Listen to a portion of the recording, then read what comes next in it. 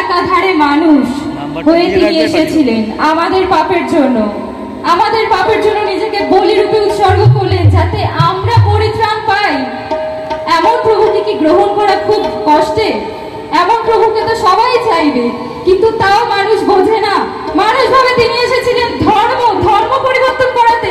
ওই বাইবেলে তো কোথাও লেখা নেই ধর্ম পরিবর্তনের কথা, শুধু লেখা আছে মন পরিবর্তন করো, কেননা তার দ্বিতীয় আগমন সন্নিকট। তিনি এসেছিলেন 2026 বছর আগে এবং তিনি আবার আসবেন, এটাই সেই সুসমাচার। তিনি বলেছেন শুধু মন পরিবর্তন করো, আর কিছু না। মন পরিবর্তন ছাড়া স্বর্গরাজ্যে প্রবেশ করা যায় না। বাক্য বলছে সকলেই আহত কিন্তু অল্প মনোনীত। আমি ধন্যবাদ করে প্রভু মনোনীত করেছেন, আপনাদের সবাইকে মনোনীত করেছেন এবং আমাদের মনোনীত করেছেন, যার জন্য আজকে আমরা এখানে বসে আছি এবং আমরা এখানে প্রভুর আরাধনা করছি। আমি ধন্য, কেননা আমরা সেই রাজকীয় বংশ। বাক্য বলছে ধন্য তার জন্য। তাই ঈশ্বরকে অসংখ্য ধন্যবাদ করি যে তিনি আমাদের বেছে নিয়েছেন তার কাজের জন্য এবং সেই সুসমাচার বহনের জন্য। এবং গৌরঙ্গ স্যার যা বললেন যে আসলেই আমরা বাঁকুড়া গেছিলাম সুসমাচার প্রচারে এবং একদিনেই গেছি একদিনেই ফিরেছি, যেটা আমাদের পক্ষে ভীষণ ডিফিকাল্ট ছিল যে ভোরবেলায় গিয়ে সেই দিনই রাত 12টায় মানে মাঝরাতে মোটামুটি ফেরত আসা। তাও অসংখ্য ধন্যবাদ করি আমাদের নিউ লাইফ মিনিস্ট্রির পালক এভাঞ্জেলিস্ট তাপস সামন্ত দাদাকে, তিনি হেল্প করেছেন এবং আমরা দুজনেই গেছিলাম। এবং বাঁকুড়ার যে পরিস্থিতি দেখে এলাম, সেখানে সুসমাচার পৌঁছায়নি বহু জায়গায় এবং আমরাই প্রথম কিছু কিছু জায়গায় সুসমাচার দিয়েছি এবং কিছু জায়গায় তারা জানতেন তারা অন্য ধর্মের, কিন্তু আমরা তাদের ধর্ম পরিবর্তন করতে চাইনি, আমরা বলেছি মন পরিবর্তন করো। মন পরিবর্তনের জন্য প্রভু এসেছিলেন, সেই সুসমাচার আমরা দিতে পেরেছি, তাই ঈশ্বরকে ধন্যবাদ দিই, কেননা তিনি আমাদের মনোনীত করেছেন। তিনি শুধুমাত্র বসে থাকার জন্য, শুয়ে থাকার জন্য, জাগতিক কাজের জন্য মনোনীত করেননি। বাক্য বলছে সমুদয় জগতে যাও, গিয়ে সুসমাচার প্রচার করো। এটাই আমাদের মেন কাজ হওয়া উচিত ছিল, কিন্তু আমরা ভুলে গেছি। আমাদের এটাই প্রয়োজন এবং সেই জন্য প্রভু বারংবার বলছেন সুসমাচার প্রচার করো।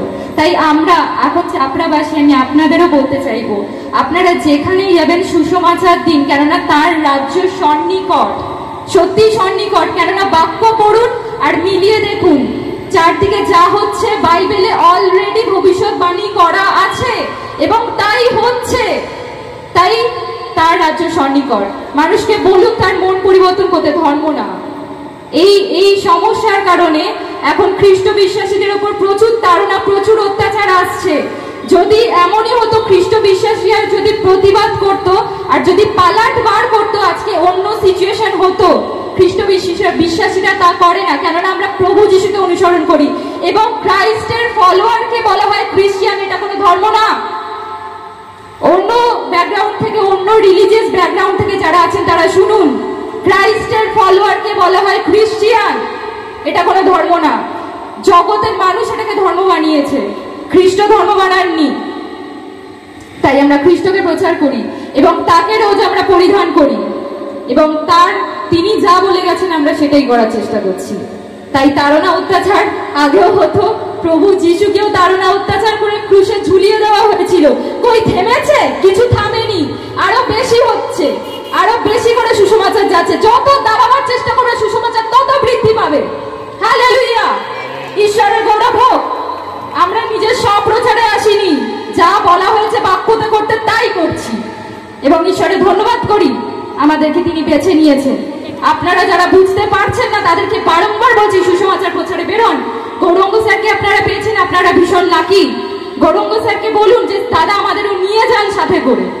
তিনি নিয়ে যাবে, আমি বিশ্বাস করি, কেননা তিনি পিপাসু। তিনি অন্য ব্যাকগ্রাউন্ড থেকে এসে যদি প্রভুকে এতটা নিতে পারেন, আমি বিলিভারের ঘর থেকে, আপনি কেন নিতে পারছি না? প্রশ্ন করুন নিজেকে। গানে যাই এবার এবং ঈশ্বরের প্রশংসা করি, ধন্যবাদ করি। হালেলুয়া।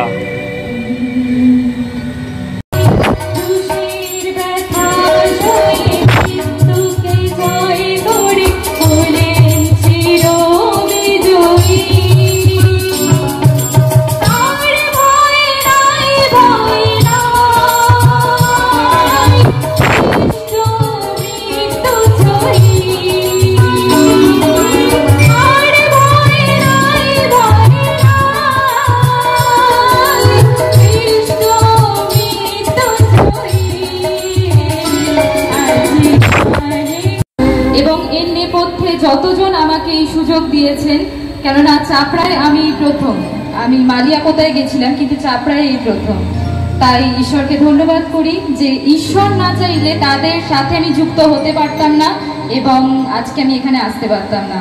এটি ভীষণ কাকতালীয়, তাই সব গৌরব আমি ঈশ্বরকে দিয়ে এবং সব পাপ স্বীকারের মাধ্যমে আমি গান শুরু করব, কেননা আসলে আমরা সকলে পাপী এবং বাক্য বলছে আমরা সকলেই পাপ করেছি এবং ঈশ্বরের গৌরবহীন হইয়াছি।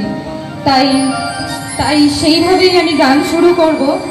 এবং স্যার যা করে গেলেন, গৌরাঙ্গ স্যার সবাইকে নাচিয়ে গেলেন, গাইয়ে গেলেন, আমি একটু আরাধনার মাধ্যমে শুরু করতে চাইব, আরাধনা প্রার্থনা সঙ্গীতের মাধ্যমে, তারপর আস্তে আস্তে আবার নাচের গান, সবাই নাচবেন, ঈশ্বরের গৌরব করবেন, প্রশংসা করবেন, কেননা আমি এসেছি আমি চলে যাব, সবাই এখানে এসেছে পারফর্ম করছে চলে যাবে, কিন্তু ঈশ্বরের গৌরব হবে, তাই তাকে গৌরব দিন, তাকে ধন্যবাদ দিন। হালেলুয়া।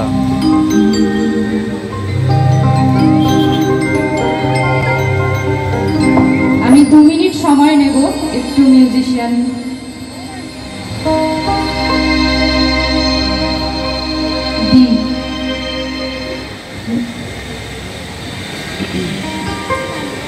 বি বি বি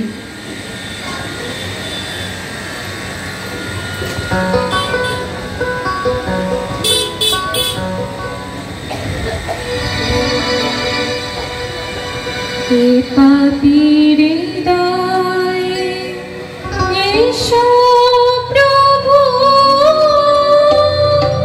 জোড়াও মোর তপ্ত প্রাণ, তুমি প্রভু মোর অন্তর্যামী, প্রভু তোমা বিনা